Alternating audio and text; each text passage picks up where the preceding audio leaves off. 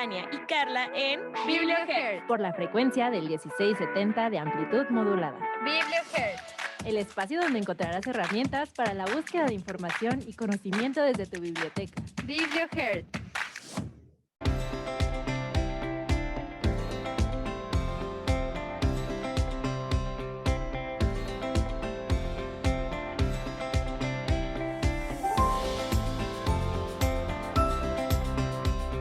Hola a todos, muy buenas tardes. Bienvenidos a este martes más de BiblioHearts, del libro a la radio.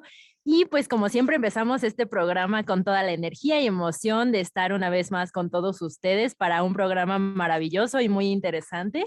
Y bueno, pues como siempre los anuncios generales, recuerden que pueden escucharnos por el 1670 de AM y también a través de la página de radio.anahuac.mx. También pues nos pueden ver por Facebook Live en @BiblioHeartsOficial. Y no olviden enviarnos sus saludos, comentarios, sugerencias, recomendaciones, preguntas, etcétera, a nuestro WhatsApp en el 56 30 75 15 24. Y bueno, como siempre queremos aprovechar para dar un agradecimiento especial a Radio Anáhuac por este espacio, por apoyarnos con este programa y también obviamente a David Magallón y a Andrés en Controles aquí en cabina. Y por supuesto a nuestra productora Nancy Medellín y al maestro Ricardo Zamora y Angélica Luna por el apoyo que nos dan para estar aquí en este programa. Y pues bueno, hoy les traemos un programa bastante interesante con un invitado especial igual de interesante, igual de importante. Y pues justamente queremos abordar este tema de como profesionales en cualquier área del conocimiento, pues estamos llamados a formarnos, a seguir preparándonos para siempre contar con la mayor calidad y el mayor conocimiento de lo que nos desenvolvemos. Esto sería la parte de la investigación, por ejemplo, y es por ello que como parte de la comunidad Anáhuac, la universidad como tal, pues nos facilita continuar con esta preparación y nos impulsa a continuar con esta preparación. Y como primeros pasos, pues podemos iniciar por ejemplo, con las maestrías, con los doctorados, los posgrados que nos ofrece la universidad son justamente eso, un apoyo para que nosotros podamos seguir formándonos como personas y como profesionales. Y bueno, justamente para nosotros es muy esencial conocer estos recursos, sobre todo desde la biblioteca, sus libros, sus ensayos, los artículos y demás. Entonces, la parte de la investigación es algo que trabajaremos, que estaremos hablando y discutiendo bastante en este programa, además de otros temas bastante interesantes y de actualidad. Entonces, Sam, ¿por qué no nos cuentas un poquito más de estos temas que vamos a tratar también? Claro que sí, Carla, Tania, buenas tardes, contenta de estar otro martes descansadas del puente, pero la verdad es que sí, como Carla lo ha dicho, hoy vamos a platicar justamente de la investigación y cómo hay varios retos que tenemos que seguir, aunque para algunos sean más fáciles. Cada quien va a tener sus retos y pueden ser o difíciles o fáciles de alcanzar, cada uno lo sabrá, pero la verdad el no darnos por vencidos y superar, y si hay dedicación y esfuerzo, la verdad es que vamos a avanzar hacia lo que cada uno considere que es su meta ideal. Así que hoy tenemos a un investigador y platicaremos acerca de esta trayectoria y su profesionalismo en el mundo de la investigación. Recuerden que la sección de hoy es bibliodifusión y junto con talentos al descubierto, porque vamos a investigar este talento que hay por ahí de este invitado, que es el doctor José Roberto Balmori de la Millar. Y leeremos un poco de su semblanza porque la verdad que el tema está muy interesante, el efecto de la pandemia por COVID-19 en la economía, el crimen y la salud en México. Él tiene maestría en análisis y administración de políticas por la Universidad de Cornell en Nueva York, análisis económico del derecho, esta maestría la hizo en el Colegio de Economía de Varsovia en Polonia, también otra maestría en derecho y economía en la Universidad de Hamburgo en Alemania, y además un doctorado en análisis y administración de políticas por la Universidad de Cornell en Nueva York. Pero todavía hay un poquito más de este invitado. Carla, ¿nos puedes terminar de contar? Sí, claro que sí, pues la verdad es que es una trayectoria muy interesante y bastante amplia. Él también ha publicado diversos artículos científicos sobre el análisis económico del derecho, economía de la salud y economía empresarial en revistas arbitradas internacionales de alto prestigio, como lo mencionábamos, esta parte de la investigación. Actualmente también se desempeña como profesor y director de las licenciaturas de la Facultad de Economía y Negocios de la Universidad de Anáhuac, México, y es consultor asociado del Banco Mundial, así como presidente del Consejo de Administración de Biosodas SAPI-DCB. un consorcio de embotelladores locales en México. Entonces, pues muchas gracias por estar aquí con nosotros, doctor. Muchas gracias, buenas tardes a todos ustedes. Gracias, Carla, Samantha, Tania, por la introducción. Y bueno, buenas tardes también al auditorio que nos escucha. Pues muchas gracias, bienvenido. La verdad es que es un gusto tenerlo aquí con nosotras en este programa. Y pues bueno, vamos a empezar con esta charla que tenemos preparada para hoy. Y pues ya compartimos que tiene una espectacular carrera profesional y que tiene una larga trayectoria en la investigación. Pero pues para empezar a conocer un poquito de esta parte, quisiéramos saber qué es lo que lo motivó a introducirse en este mundo de la investigación. Pues yo te diría que tuve muy buenos mentores. Justamente cuando yo hice mi licenciatura, tuve un profesor que me fue mentoreando para ir o coachando para irme involucrando en todo lo que es investigación. En el caso de economía, nosotros usamos ciertos programas especializados para hacer nuestros papers y el hecho de que él me haya mostrado esos softwares que eran adicional a lo que veíamos en clase, pues bueno, me motivó mucho. A mí siempre me ha encantado la academia, tanto la parte docente como la parte de investigación. Y, y pues bueno, fue de cierto modo un llamado vocacional para seguir por ese rumbo y bueno, siempre fascinado de jugar con datos y de ver cuáles son los posibles efectos de varias políticas públicas o en este caso he estado investigando mucho sobre la pandemia actual, no solo en la economía, sino en el área social dentro de la economía, ¿no?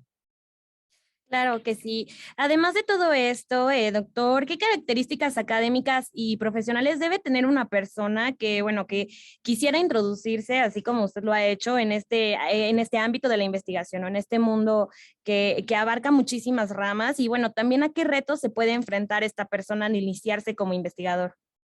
Bien, pues creo que el reto principal generalmente de un investigador es concluir su doctorado. Yo recuerdo que de 100 chavos que fueron admitidos, por cierto, primero ese filtro de entrada a un doctorado élite es muy, muy duro, ¿no? O estás hablando de que más o menos admiten el 10% de todos los aplicantes. A veces menos, dependiendo de la universidad. Entonces, primero filtran, si son 1000 candidatos, pues bueno, pues entran 100 candidatos, ¿no? O 50 candidatos. Yo recuerdo que en mi caso éramos tal vez 50 candidatos. Y de los cuales acabamos menos de la mitad, estamos hablando que 25, 20, incluso después de filtrar a tanta gente. Entonces, el primer gran filtro de un investigador es pasar por su fase doctoral. En el caso de Estados Unidos, también de Inglaterra, básicamente de todo el mundo anglosajón, justamente la mitad de los doctorados hay unos exámenes que se llaman qualifiers, o que quieren decir, si lo queremos decir, exámenes de medio doctorado, ¿no? Donde básicamente tienes que demostrar que sabes toda la teoría del área en el que te estás especializando, ¿no? Si es economía, pues economía. Si es física, pues física, etcétera, ¿no? Cada vez más en México se ha ido adoptando este tipo de práctica justamente para filtrar candidatos a doctores, pero realmente la verdadera parte difícil viene después, que es esta parte de la investigación. Justamente para la investigación necesitas tanto creatividad como una parte muy técnica, es decir, para poder contestar el problema que quieres resolver. Y al mismo tiempo, pues necesitas un buen network de investigadores con los que puedas compartir estas ideas, debatir cuál es el mejor modo de resolver el problema y, pues bueno, justamente poder publicarlo en una revista. Generalmente los investigadores intentamos publicarlos en revistas que son ranqueadas, ahora sí les llevamos por cuartiles, entonces en el más alto cuartil, en este caso es el cuartil 1, y bueno, pues para ser publicado ahí, pues necesitas pasar por un arbitraje entre pares, es decir, otro doctor que está en el área y que es experto en el área, estará revisando lo que acabas de escribir para ver si es digno de ser publicado en una de estas revistas científicas. Excelente. Pues además de esto, ya mencionamos que es profesor, es director de algunas licenciaturas, entonces también el compaginar este trabajo en la academia con la investigación, que hay que estar actualizados y que estaremos también hablando más adelante. ¿Cómo ha sido el que pueda llevar a cabo ambas facetas, que organice el factor tiempo con la investigación y también que nos platique un poco, además justo de todo este trabajo, que una de ellos yo creo que sin duda es la pasión, ¿no? El estar apasionado por lo que uno hace y me gusta y seguirlo trabajando. ¿Qué otros aspectos claves funcionarían para lograr vincular estos dos ámbitos? Pues sí tienes que tener un muy buen manejo de tiempo. Yo te diría que en mi caso personal, lo que he logrado construir a lo largo de los años es una buena red de coautores y de investigadores, de tal modo de que cuando tengo picos yo administrativos, es decir, cuando yo tengo que estar al pendiente de las licenciaturas, abajo de mí hay coordinadores, que son realmente los que llevan la parte operativa y los que implementan la estrategia que nosotros desde la dirección damos corriente. Pues bueno, cuando tengo esos picos, pues generalmente mi coautor está trabajando más fuerte, ¿no?, en los papers. Cuando se acaban esos picos administrativos y de estrategias, cuando yo empiezo a trabajar muy fuerte en la parte de investigación. Los picos pues vienen siendo como, yo te diría como en ciclos de 2 o 3 semanas, ¿no? Hay 3 semanas que tienes muchísima chamba en la parte administrativa y hay 3 semanas que las tienes más bajas. Justamente cuando tienes ese valle, por decirlo así, en la parte administrativa, pues es cuando puedes meterte muchísimo a investigar. Ahora, yo intento investigar en mi casa, no tanto aquí en la universidad, justamente para no ser interrumpido. Entonces, me toca más bien investigar por las noches, ¿no? Entonces empiezo a trabajar en investigación por ahí de las 6 de la tarde y acabo más o menos a la medianoche. O sea, sí le invierto más o menos unas 6 horas, además de lo que hay que invertirle aquí adentro, ¿no? Pero el hecho de que estés en la investigación y que estés ahora sí que en la frontera del conocimiento, o como los americanos le llaman, el estado del arte, te da posibilidades de también complementar mucho tu parte administrativa y también tu parte docente. Eh, bueno, aquí realmente en la Facultad de Negocios todos damos clases. Mi carga es más baja generalmente que la de un profesor investigador de tiempo completo, pero precisamente por la parte administrativa. Pero bueno, sí tengo que dar clases y para mí el hecho de que pueda estar en la frontera del arte y pueda transmitirles a mis estudiantes lo último que está pasando, lo último que se acaba de publicar en el tema que estamos viendo, pues siempre es muy rico para enriquecer tanto la discusión dentro de la clase como para ir actualizando tanto los métodos económicos como los problemas sociales a los que se están enfrentando distintas economías, en este caso en la de México. Sí, justamente el cómo podemos transformar esta investigación en no solo lo que pues descubrimos de un determinado tema, sino también cómo lo hacemos llegar, ¿no? Por ejemplo, a los alumnos. Y creo que eso es algo muy valioso en cuanto a la investigación.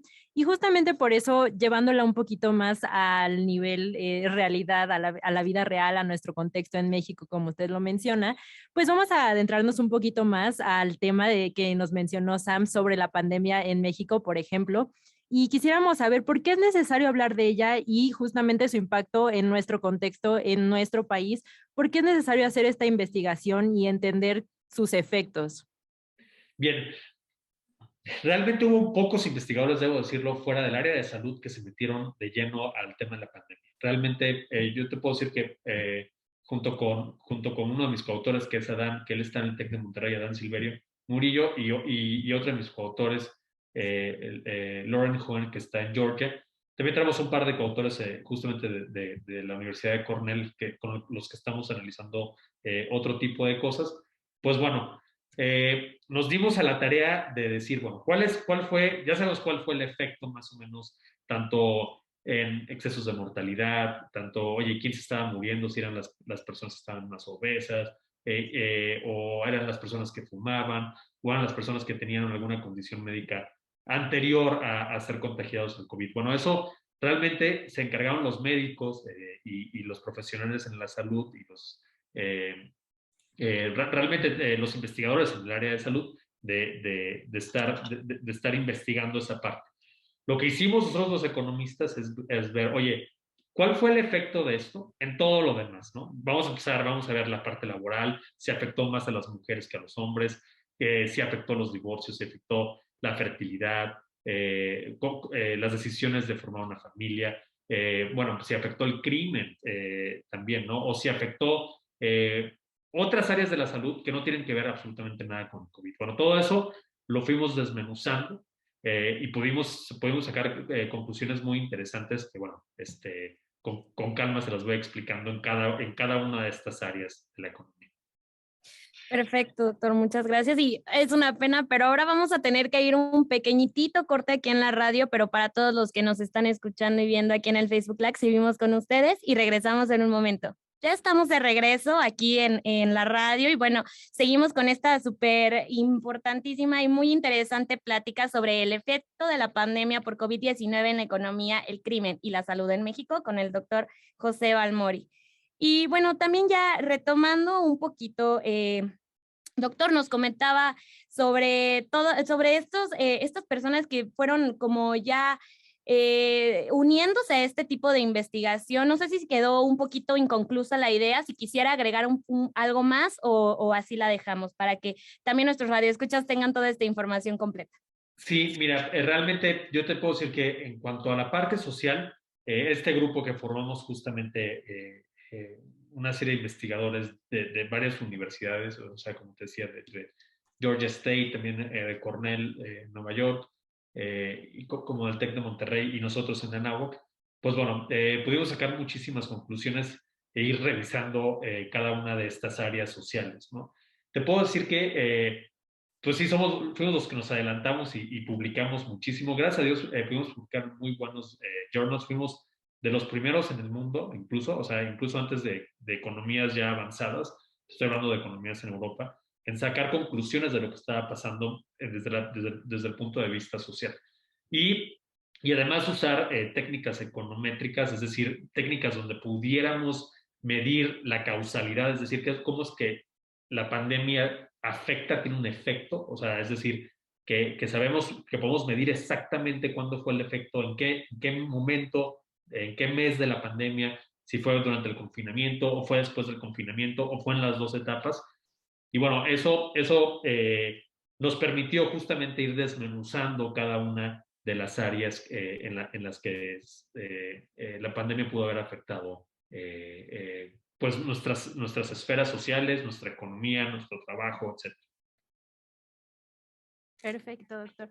Pues justo retomábamos esto, ¿no? ¿Cómo existe esta relación en algo que a veces se percibe que solo afecta al sector salud y que solo importa un poco la información de los números de contagios, el cómo estar mejor, pero cómo llega este punto en el que la relación de economía, el crimen, afecta, pero también a manera de investigación y con los otros países y los investigadores que ha trabajado en conjunto. Fue difícil el que se aceptara esta investigación, que pudieran encontrar más documentos para recabar acerca de este tema. Acaba de mencionar usted que la verdad fue uno de los primeros en tomarlo de esta manera, la investigación, así que fue un poco difícil al principio o se fue dando un hilo conductor muy rápido para este tipo de investigación.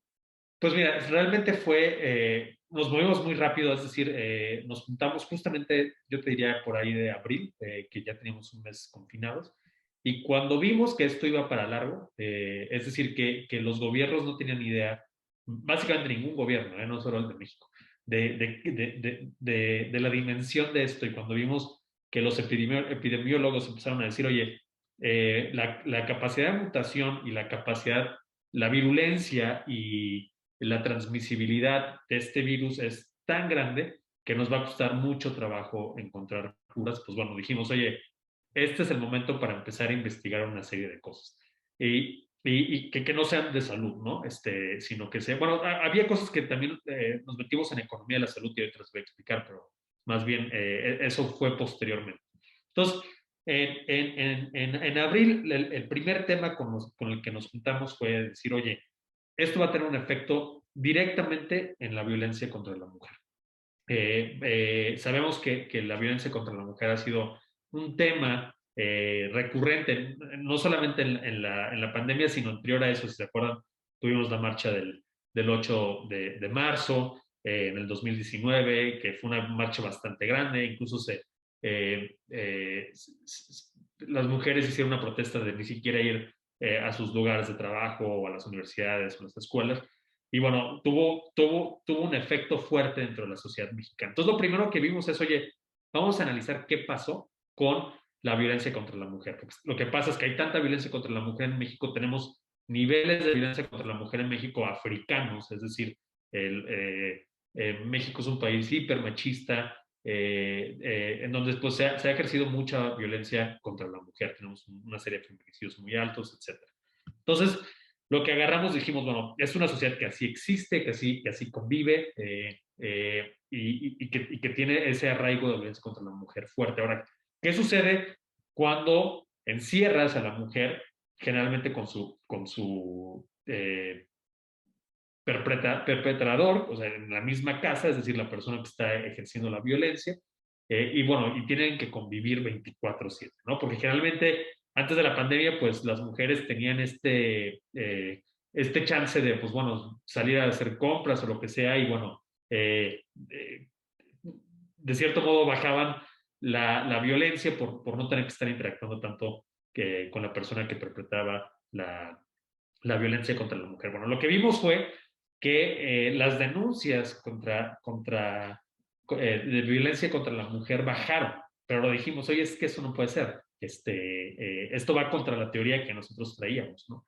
Entonces empezamos a buscar más datos y nos enfocamos en la Ciudad de México que tiene una línea mujer donde las mujeres pueden hablar si están sufriendo violencia psicológica o física. Y lo que encontramos inmediatamente fue que el número de llamadas se había disparado, pero el número de reportes al Ministerio Público se habían bajado. Y habían bajado porque pues las mujeres estaban también con miedo de infectarse del COVID. En ese momento las olas empezaban muy altas, no había vacunas, etcétera. Y pues bueno, lo más fácil era hablar y buscar apoyo a través de este tipo de soluciones no legales, sino más bien de soluciones de orientación y sobre qué hacer cuando una mujer está siendo afectada con eso. Bueno, este paper lo metimos en un working paper, no lo pudimos publicar inmediatamente porque contradecía lo que está pasando en otros países, donde sí se veía que las llamadas al 911 sobre todo estaban disparándose sobre la violencia contra la mujer. Pero no fue el caso de México porque tú en México necesitas ir al Ministerio Público, no lo puedes hacer a través de una llamada. Pero fuimos los primeros en decir, oye, a ver, en los países que tienen un sistema penal inquisitorio, aunque ya estamos cruzándonos al acusatorio, pues bueno, tienes que ir a reportar al Ministerio Público físicamente, ¿no? Y bueno, eso tuvo un efecto muy amplio, pero dijimos, oye, lo que está pasando es exactamente lo mismo. Lo único es que aquí en México tienes que ir físicamente al Ministerio Público y en Estados Unidos puedes hablar al 911 o en Canadá también y vas a tener una patrulla ahí inmediatamente y pueden levantar el reporte ahí mismo, ¿no? Sin necesidad de trasladarse o de exponerse a una infección, ¿no? Esto nos dio hincapié a buscar otro tipo de crímenes, no solamente violencia contra la mujer.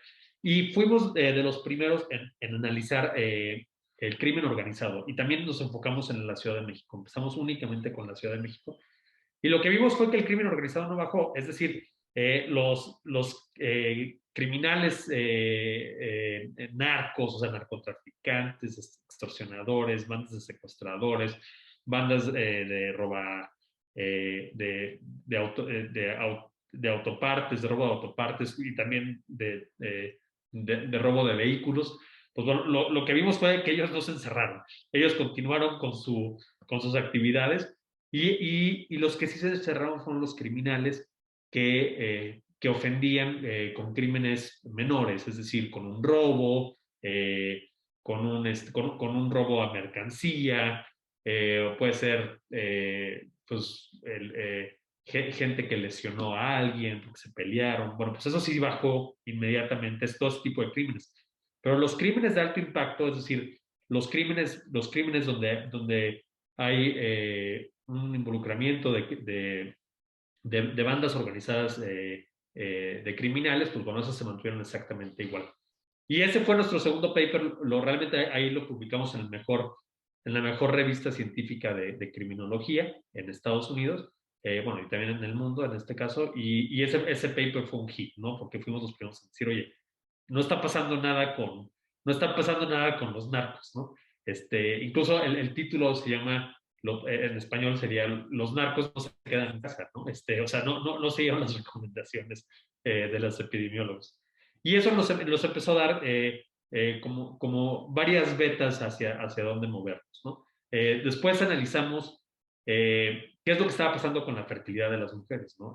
Vemos que, que las escuelas se suspendieron, que realmente muchos negocios cerraron, que las mujeres estaban junto con los hombres básicamente aislados, y lo que encontramos es que empieza a haber una caída muy fuerte de fertilidad. ¿Okay? Posteriormente lo analizaríamos ya de manera más profunda y con más datos y con más tiempo para analizar, pero de entrada lo que vimos en el corto plazo es que la fertilidad bajó inmediatamente, ¿no? Es decir, las mujeres se empezaron a embarazar mucho menos que lo que se embarazaban antes de la pandemia. Y eso tuvo tal efecto que llegamos a los niveles más bajos de fertilidad en toda la historia del país. Nunca habíamos tenido niveles tan bajos en toda la historia del país. Para poner una cifra que tenga sentido, la fertilidad ha llegado a niveles básicamente de lo que tenía Europa antes de la pandemia, que ni siquiera nos da para reemplazar a la población que se está muriendo, ¿no? Entonces, ya traíamos un problema de fertilidad. Y bueno, eso puede tener muchos efectos en la economía porque pues tienes menos gente joven que tiene mucho más productividad para producir y para poder generar empleo y crecimiento económico. Entonces, bueno, eso fue lo tercero que encontramos. Oye, dijimos, oye, aquí hay un efecto fuerte en fertilidad. Después nos adentramos a la parte laboral, fuimos los primeros también en checar, oye, ¿qué está pasando con la parte de los trabajos, ¿no? Y yo te puedo decir que México tiene unas mejores estadísticas del mundo. El INEGI hace un trabajo sensacional en recabar estadísticas, pero también otras dependencias del gobierno tienen estadísticas muy oportunas que nos permiten inmediatamente ver qué es lo que está pasando en cuanto a diferentes estadísticas económicas y sociales, ¿no? Entonces, en cuanto al IMSS, en este caso, ¿no? Anteriormente todo fue realmente básicamente con datos del INEGI. Este paper lo hicimos con datos del IMSS y lo que encontramos fue que el empleo formal pues bajó también, ¿no? Y a quien les afectó más fue a los más jóvenes y a los más viejos. Los que estaban en medio, es decir, que no estaban tan jóvenes o tan viejos, pues bueno, esos más o menos se mantuvieron igual en cuanto a su empleo formal. Y en cuanto a la industria, lo que nos dimos cuenta es que toda la parte de servicios fue la que más afectó. Y es obvio que los servicios son los que más afectan porque es con los que más contacto tienes. Es decir, una empresa de servicios tiene contacto directo con un cliente. Mientras que una empresa industrial, pues no necesariamente, ¿no? Ni una empresa primaria, que puede ser pesca o agricultura o actividades mineras y ¿cómo se llama? Y forestes, pues bueno, eso no tienes realmente contacto con gente, ¿no? Y muchos de estos son al aire libre, etcétera.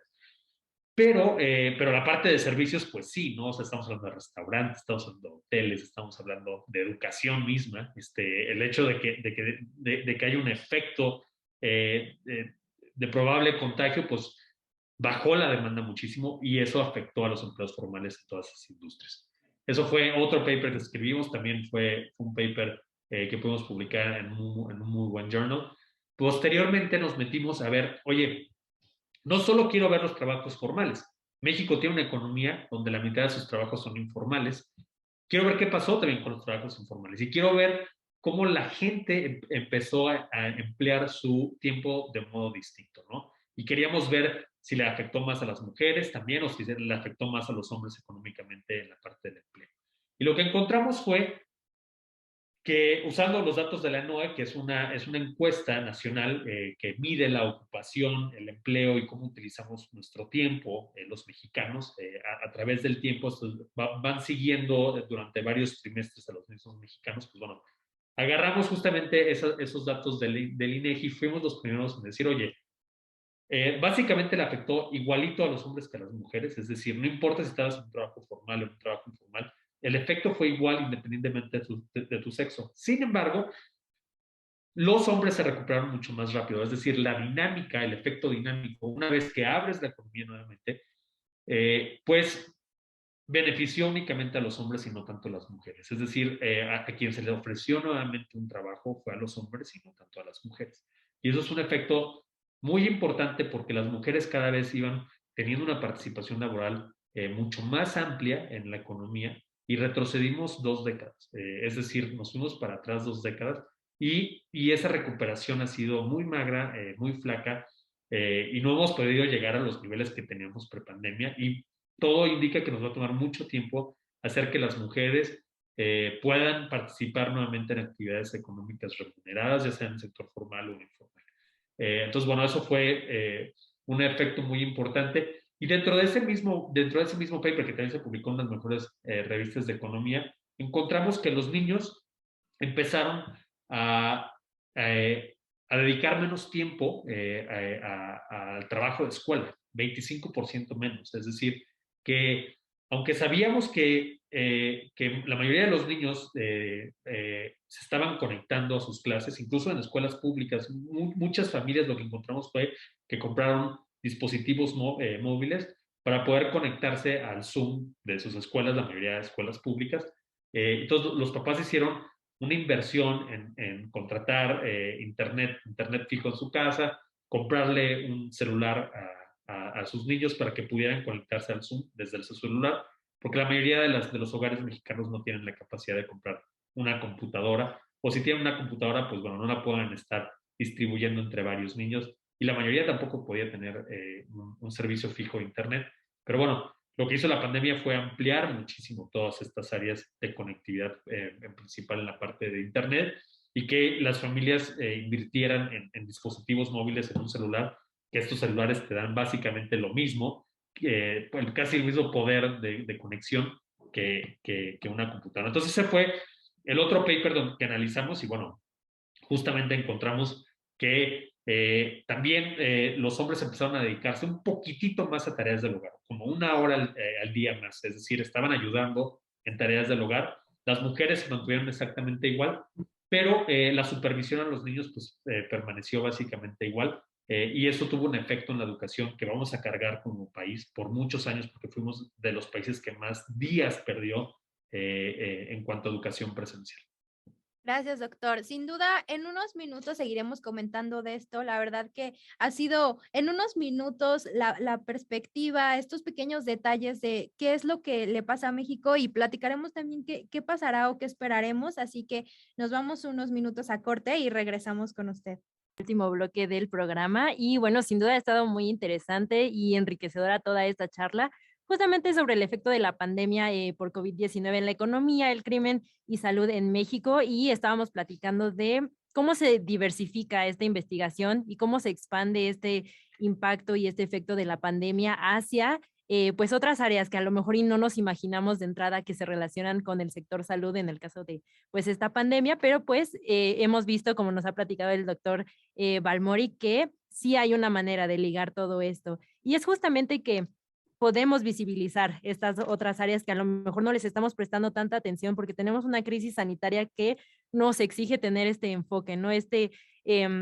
Esta precisión y esta atención totalmente en ella, pero pues no podemos dejar de lado los otros, pues las otras áreas. Entonces quisiéramos preguntarle, doctor, justamente que pues, ¿cuál es esta importancia de visibilizar todos estos temas o todas estas diversificaciones de la investigación en diversos artículos científicos, justamente como usted ha publicado en revistas científicas, por ejemplo, sobre el análisis económico del derecho, la economía de la salud, la economía empresarial? Usted ha hecho todas estas publicaciones en revistas arbitradas internacionales. ¿Por qué valdría la pena también hacer estas publicaciones de temas un poco más diversos en relación, por ejemplo, a la pandemia?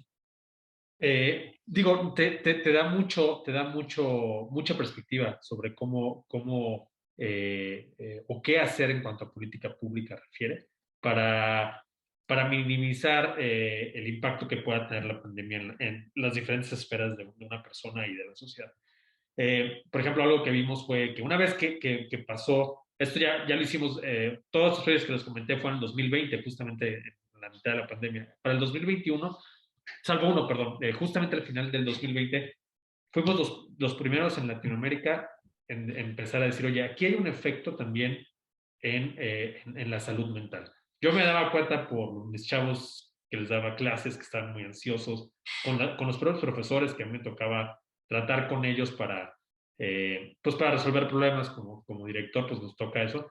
Entonces se nos ocurrió agarrar todas las búsquedas que había en Google para toda Latinoamérica, no solamente para México, en este caso lo hicimos para toda Latinoamérica, y ver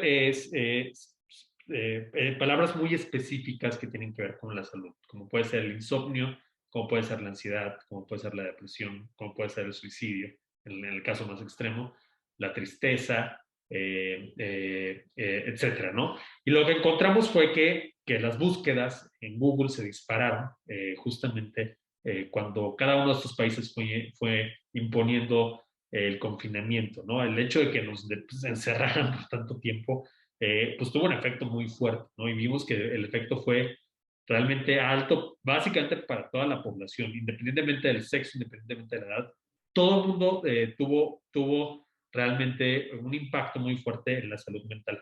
Y esto, por ejemplo, lo agarraron neurólogos de Latinoamérica, lo empezaron a agarrar psiquiatras y nos dijeron, oye, está buenísimo su paper, es muy interesante cómo, no a través de una encuesta ni siquiera, sino a través de lo que la gente busca en Google, ¿no? Que es el buscador que más se usa en toda Latinoamérica.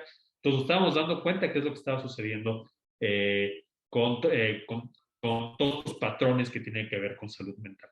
Y algo que identificamos fue que cuando los gobiernos de estos países de Latinoamérica daban un apoyo económico a sus poblaciones, estos efectos contra la salud mental se mitigaban.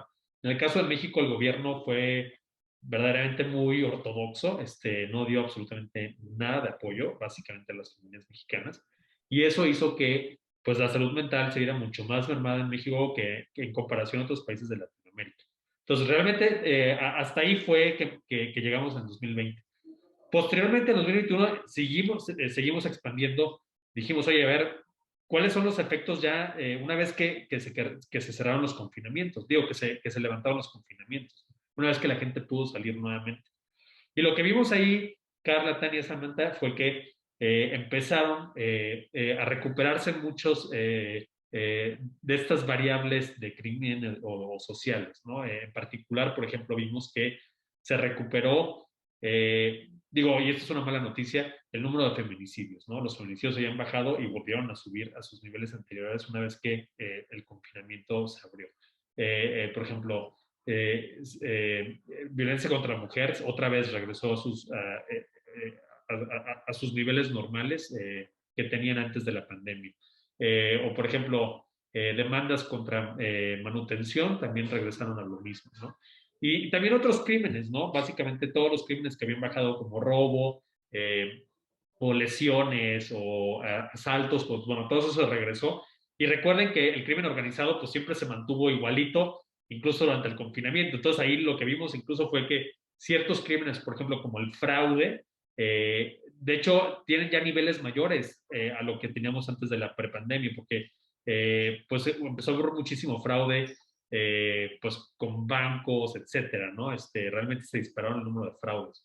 También, por ejemplo, con vacunas que eran falsas o fraudes con una serie de cosas por ejemplo, la gente buscaba empleo y te decían, oye, para una entrevista tienes que pagar 1,000 pesos, ¿no?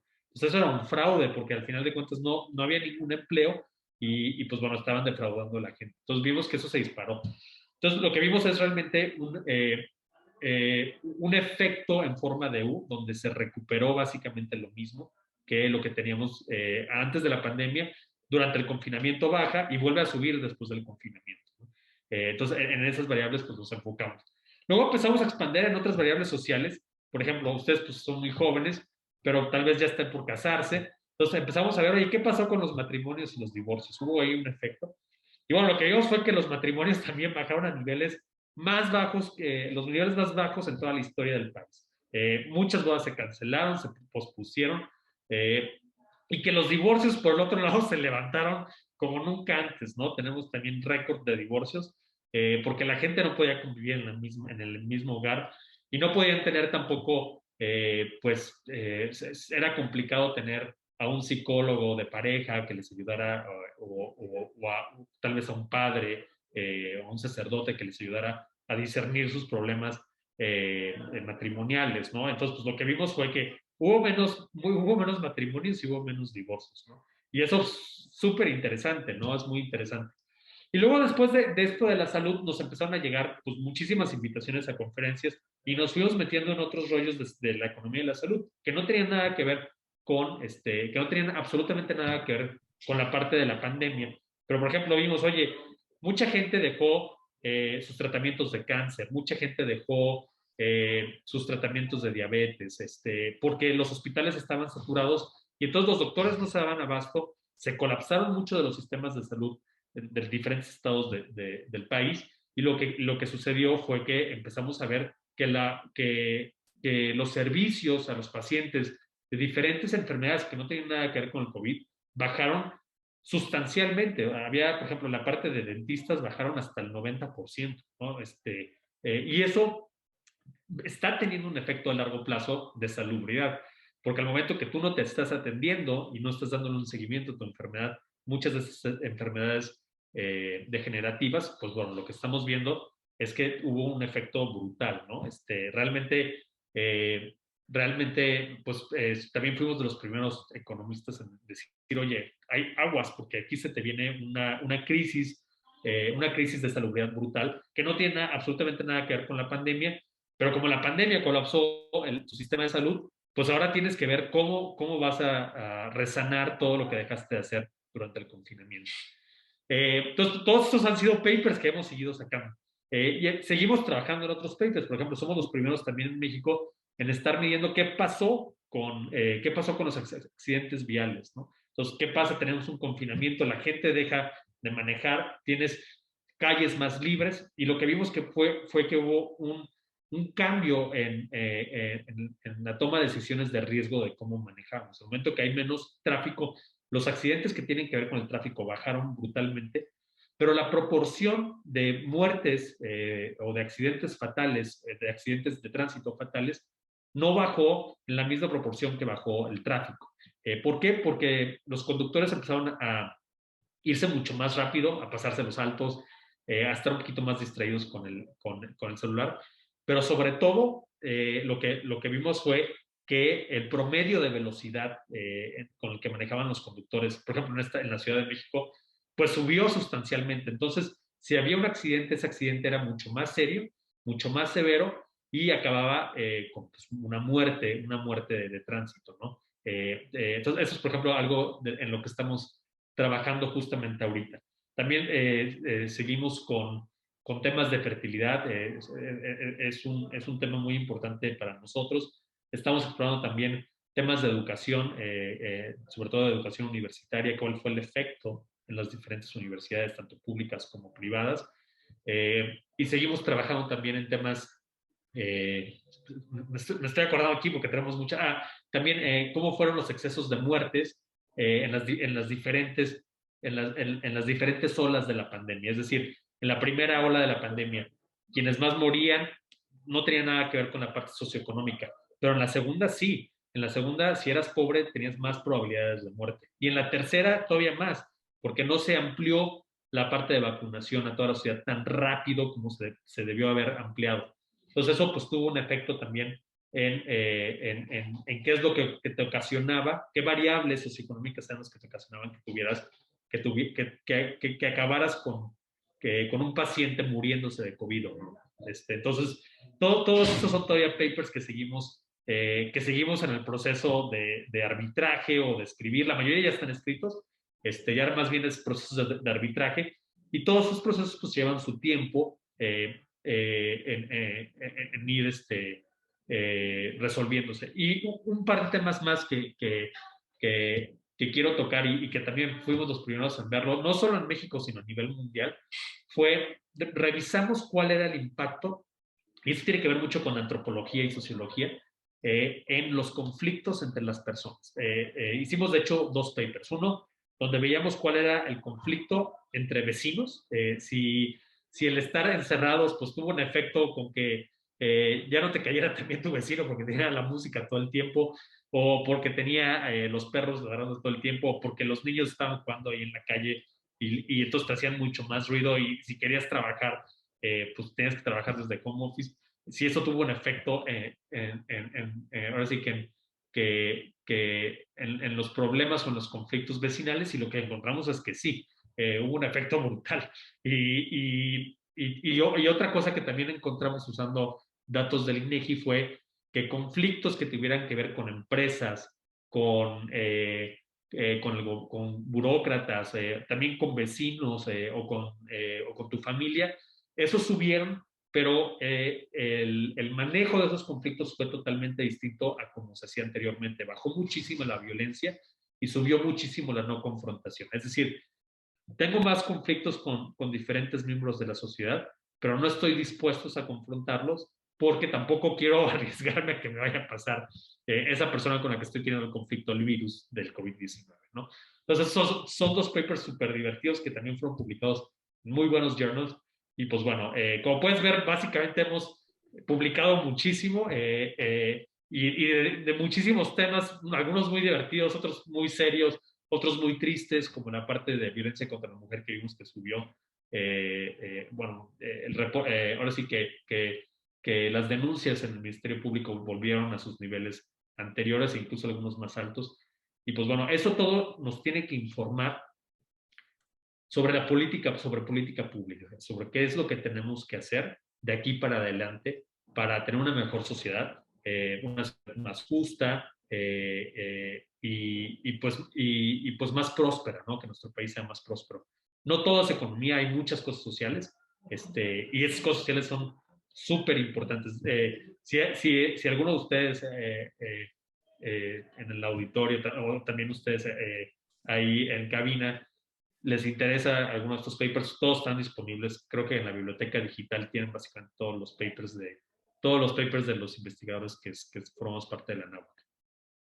Así es, pues muchas gracias, doctor. Precisamente me quitó las palabras de la boca y yo quería que usted nos recomendara dónde pudiéramos encontrar todos estos papers. Y bueno, muy breve, antes ya de irnos, me gustaría decirle a todos los que nos escuchan, todos nuestros radioescuchas, que bueno, además de que tienen disponibles estos papers del doctor en la biblioteca digital, recuerden que también tenemos muchísimas bases de datos como Vilex, Euromonitor, Passport, todas estas que bueno, seguramente el doctor nos podrá confirmar, pero seguramente fueron de brutal importancia y sobre todo de mucha ayuda para toda esta investigación, y también que ha formado parte del rol que tiene las bibliotecas y todas estas instituciones académicas que, bueno, apoyan a los programas, ¿no? De salud mental, todo esto que nos comenta, la diversidad de investigación que tuvo el doctor. Pero bueno, ya estamos a unos minutos de despedirnos. Chicas, no sé si ustedes quisieran complementar con algo antes ya de irnos.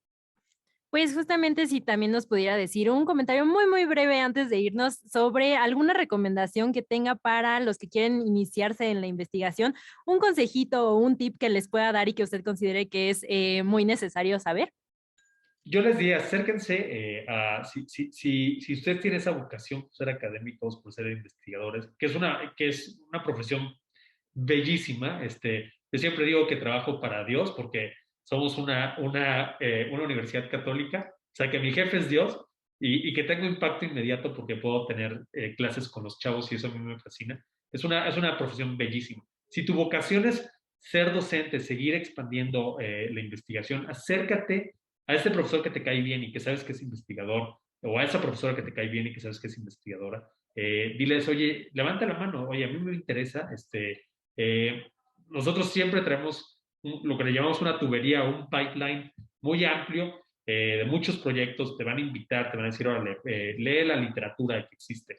Te vas a ir involucrando y vas a ir viendo qué es el proceso de escribir un paper, que es bastante tardado, y ese es el mejor modo de comenzar, ¿no?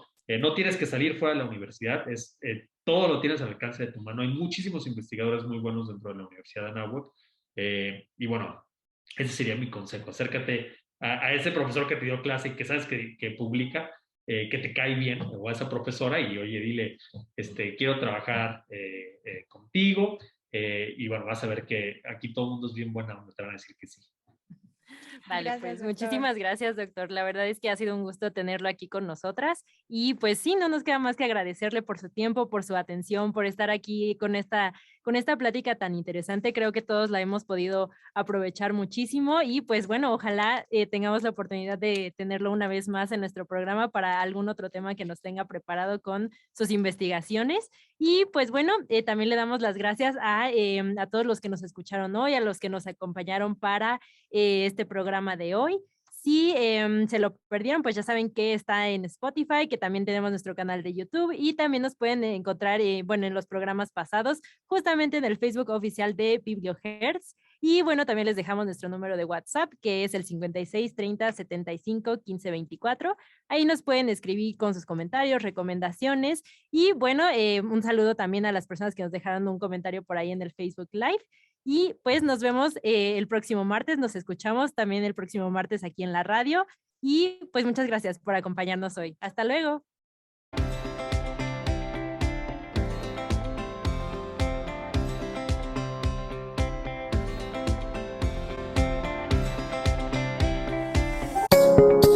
Esto fue BiblioHertz.